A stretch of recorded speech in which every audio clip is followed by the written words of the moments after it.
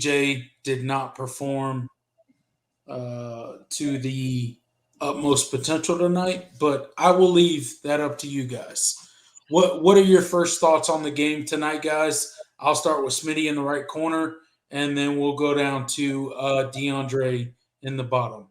Smitty, go ahead. So thoughts on the game. Good game overall. Much better start than last year for sure. Struggles by DJ got kind of frustrating. A lot like I said last year between me and you. I feel like the play calling is the bigger issue. We saw in the first scoring drive how picking the plays to move the pocket for DJ made it were the plays where DJ performed the best. Late in the game, they moved away from it, and the offense kind of sputtered. So that was one takeaway for DJ. There was some mental mistakes, not catching the ball.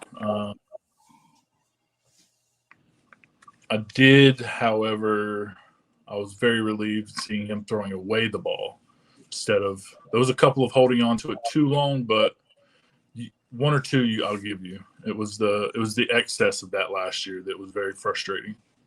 All right, so Smitty, Timothy gets in and he says those back shoulder throws were really good. What do you got to say about that? Yeah, I think the back shoulder throw to Bo and the back shoulder throws to EJ were both where they could both get them and the defender could not. It was unfortunate that they both dropped them. Both seemed like he couldn't find the ball. EJ can't hold on to the ball. But yeah, there's definitely a spark there that I see. Like I can see why Dabo is very hesitant to pull him. Like that, it's there. But you got to get that perfect trifecta of the play calling at the right time and DJ doing what he needs to do at that time. But yeah, the back shoulder throws were nice. I just feel like outside of Bo Collins, I'm not really sure who's going to catch those back shoulder throws. All right, so I just want to tell Jordan Bowman, hey, if you want to come into the stream, by all means, come in. I know I talked to Mark earlier today, so if you want to come in and give your thoughts, by all means. Just drop into the stream, and I'll put you on here, and you can give your thoughts on the game. All right, DeAndre, what are your thoughts on the game? What happened? What didn't happen? Were you impressed with DJ? Were you not impressed with DJ? What are your thoughts overall on the game? Okay, first off, I'm going to take up for DJ a little bit here. The right side of the offensive line didn't do a very good job at first. Also, I think they ran the ball the first 3 plays of the game. I think they should have got out quick and had Antonio Williams or Spector get the ball. Also, I want to point out something that's going on in college football right now. And if you watched the Ohio State and Notre Dame game, you saw this a lot. A lot of teams are sitting in cover 2. They're copying what Kansas City is doing. They're taking away the long ball. I think I pointed out to you when people are playing this 3-3-5 or cover 2 also, people are having trouble throwing the long ball and getting deep passes. You saw that with Malik Cunningham with Syracuse this past weekend. You saw that with Quentin Ewers this weekend. A lot of teams are having trouble with this cover 2 or this 3-5 alignment.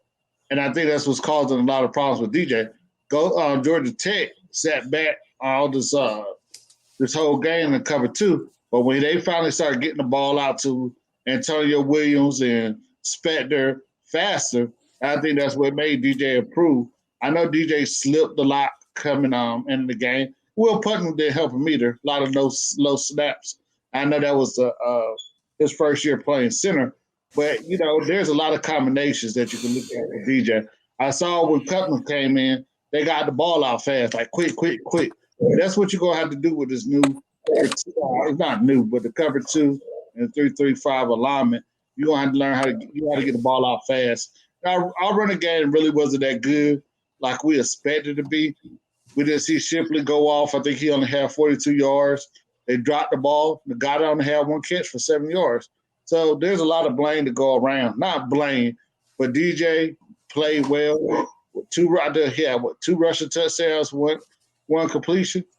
People are not going to let you throw the ball like they used to with his 3-3-5 alignment and cover 2 scheme. It's just what we had to look at. If we go look at any game this weekend, Malik Cunningham got shut down. The guy at Ohio State got shut down. People are playing these alignments and making it hard for you to throw the ball downfield. So what we used to see out of Clemson, they're going to make you be more patient because people copying what people did to Patrick Mahomes in Kansas City. We're going to make you drive the field. So I just think that we need to work on that. And all right. Thank you for that original, like your original reaction there. What I'll say is, Smitty, you give me your original reaction, and then I'll bring Jordan Bowman on for his original reaction. I feel like when you have a golden goose, you should definitely use it, right? Okay. On offense, that's absolutely 100% Will Shipley. I don't think he touched the ball enough. I understand the, passing it around, giving it to whoever, but somebody's got to set the tone. And that's how you keep the momentum in your favor. I know there's a point in time for, Kobe Pace and Mafa to come in and do whatever, but that I feel like should be a lot like when back in the day, it's just like when he's tired, he gets spelled, not every other play he's coming in and out. I wasn't really happy about that. I was extremely happy about the young guys on defense. Barrett Carter is an elite talent without question. Trent Simpson is everywhere. I don't think there was a play where he didn't somehow help stop the ball. Like I don't, unless he was not on the field, he was at the ball every time.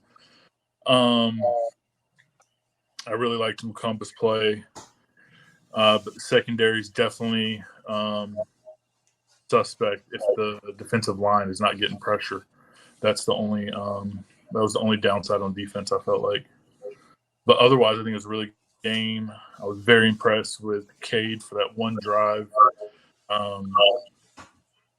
To come in with the second and or third team players and just push it down Georgia Tech's throat in 40 seconds. I mean, I couldn't be. I don't have a bad word to say about that. So. All right, Jordan. What do you think? Is he muted?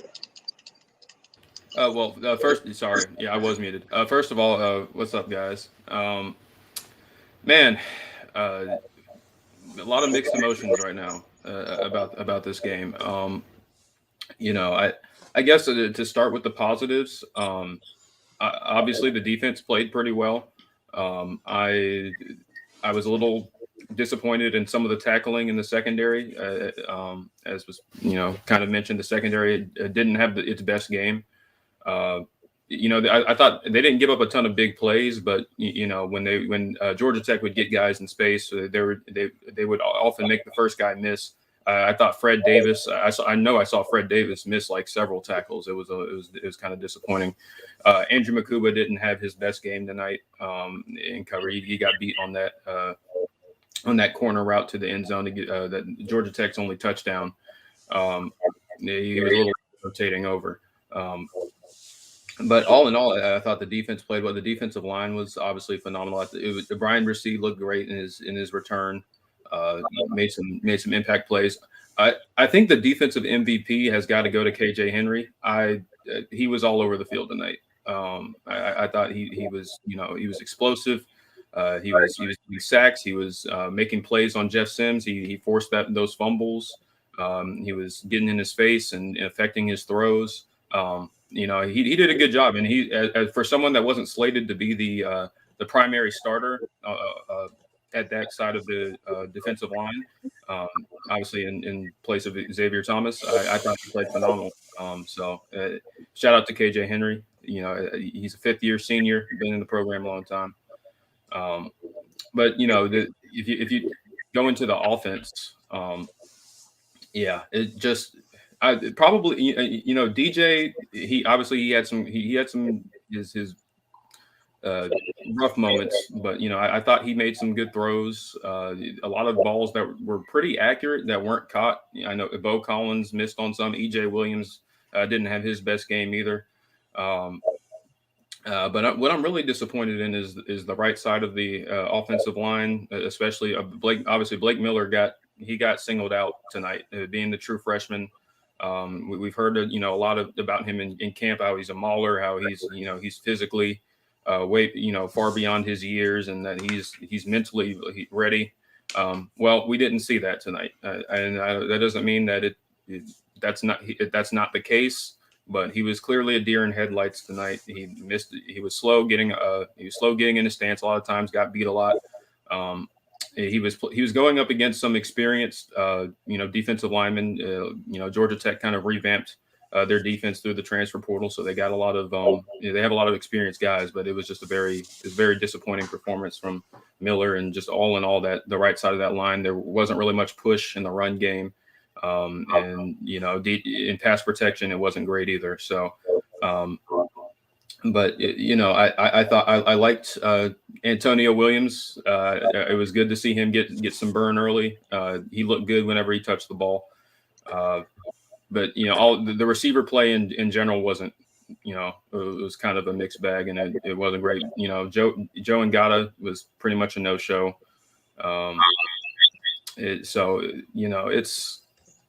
There's a lot to take in about this game, and like I'm thinking of so many different things at once that it's kind of hard to give like my comprehensive opinion of it. But the announcers said it was a mixed bag, and that's about as much as you can say.